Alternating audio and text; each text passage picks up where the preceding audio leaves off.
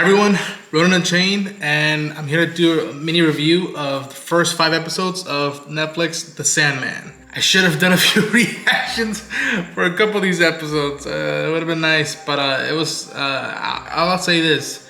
For the first 5 episodes, as someone who's vaguely read the comic books, at least the first few issues, they honor some stuff. They honor some of the looks of the places and the characters, and everybody who showed up to bring these characters to life were outstanding. We have episodes like Dream a Little Dream of Me, where we meet Joanna Constantine. That's probably my favorite episode thus far, because at a certain point you start thinking, is Morpheus just doing this for the sake of being a lord, or is he doing this for the greater good of everybody that needs dreams? Constantine sort of rings a bell on him, and it's fascinating because we're also introduced to Matthew the Raven, and tells him that I used to be human and we all can't be trustworthy.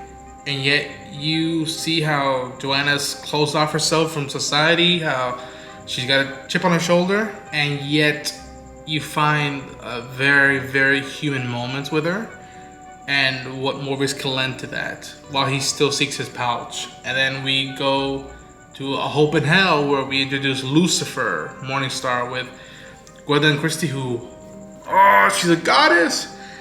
And there's a battle between Lucifer and Morpheus that is one of the most creative battles I've ever seen in TV, movie, books, comics, radio, whatever may have you. It's one of the most creative battles I've ever seen. As much as it is about finding these MacGuffins, if you will, for Morpheus, it's about finding his it's cliche to say, his faith in mortals and humanity, after a couple of rich cultist British put him in holding for over a century. At a certain point, some people tell him that not all of us are like Roderick Burgess, and I like that. And we're also introduced to the element of John Dee, who has his ruby, and how he's altered it, what he plans on doing, on making a better world, and starts introducing the idea of lies, how a lot of us humans just tell lies to each other and to everybody else around us. And he wants a truthful world, no matter the consequences. And I had heard about the storyline with episode 24/7, about this like diner or restaurant or gas station, whatever may have you. And it is frighteningly valid, some arguments, and yet it just falls on you whether you wish to go the route that John Dee does or not. And the John Dee, the actor, is so great. He was in Harry Potter and Wonder Woman. I'm forgetting his name.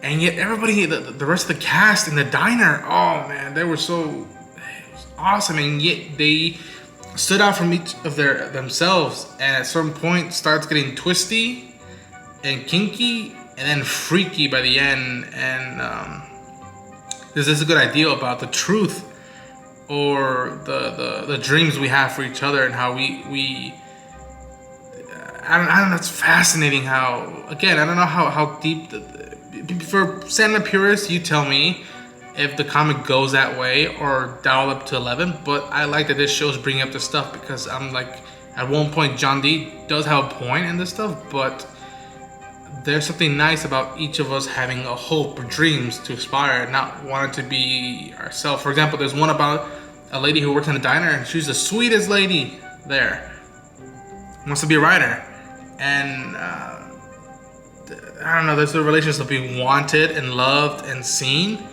and yet she wants to tell a story for people in general, to entertain, to just connect with people.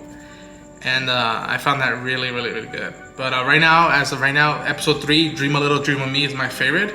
But episodes 4 and 5 just knock out of the ballpark, and we're halfway there. Hope you're enjoying the show, and if you dug this video, thank you, and I'll see you next time.